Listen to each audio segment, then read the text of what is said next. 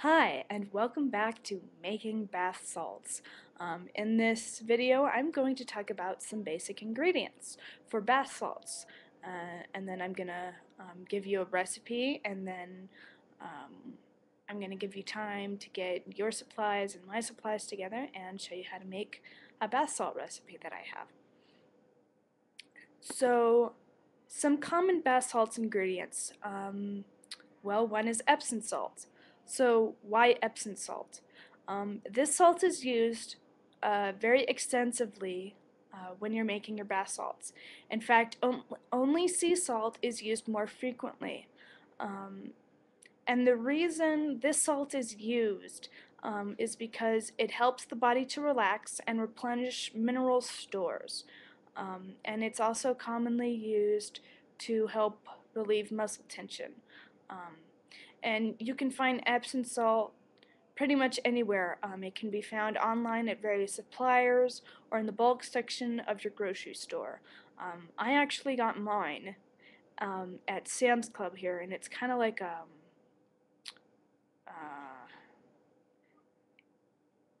it's kind of like a Costco, I guess you would call it, where you can buy big ingredients that you use most often. Like you can buy like big things of food or orange juice or packages of orange juice or Epsom salt or shampoo or whatever. Um, so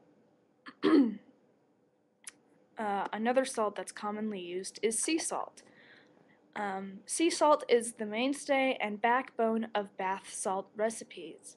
Sea salt is simply regular salt with the addition of various minerals present in seawater. Sea salt is available in fine, medium, and coarse grains. Fine grains are similar to the texture of regular table salt, while coarse grained sea salt is similar to rock salt put down to melt ice in winter. Sea salt is considered a basic salt since it is readily available and generally inexpensive. Sea salt may be substituted for any basic salt in a recipe. Fine grain for fine grain, medium grain for medium grain, and coarse grain for coarse grain. Um, Sea salt may be found at most suppliers online. You can find sea salt in the bulk section of your grocery store or from online suppliers, or even if you have a natural health food store. Say something like New Frontiers, because that's what I've got here.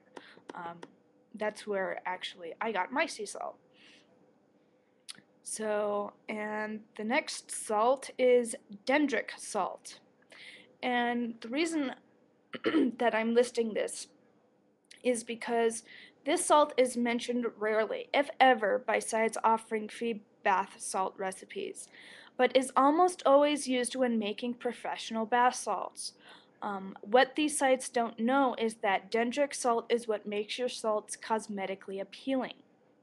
Dendritic salt has two main advantages the other salts don't offer. First, when you add a liquid like a scent or an essential oil, it doesn't clump. This is a huge advantage that most people don't even know about. You can even have your scent evenly dispersed throughout your salts instead of just in a few clumps. The second advantage to dendritic salt um, is that due to its rough crystalline texture, dendritic salt holds and maintains the scent in bath salts far longer than any other salt. So these two advantages, no clumping leading to better appearance and even scent distribution, as well as long-lasting scent, makes dendritic salt a must for your recipe. Dendritic salt must not be substituted. So dendritic salt may be available to you at local health food stores. You can order it online.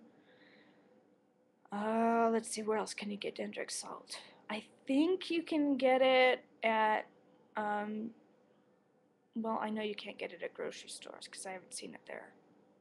Um, Maybe like a health food store, like I was telling you before. So, Let me see how much time I have here. Ooh, 5 minutes. Okay, I don't have a lot of time. Okay, so the next salt is Dead Sea salt. Dead Sea salt from Israel is unique in its mineral composition. Much more concentrated than sea salt, Dead Sea salt has the ability to totally relax the body and soul. A popular ingredient used in high-quality bath salts in gift stores and spas, Dead Sea salt is a suitable addition to salts designed to relax the body just before bedtime, as a bath in Dead Sea salts helps facilitate sleepiness.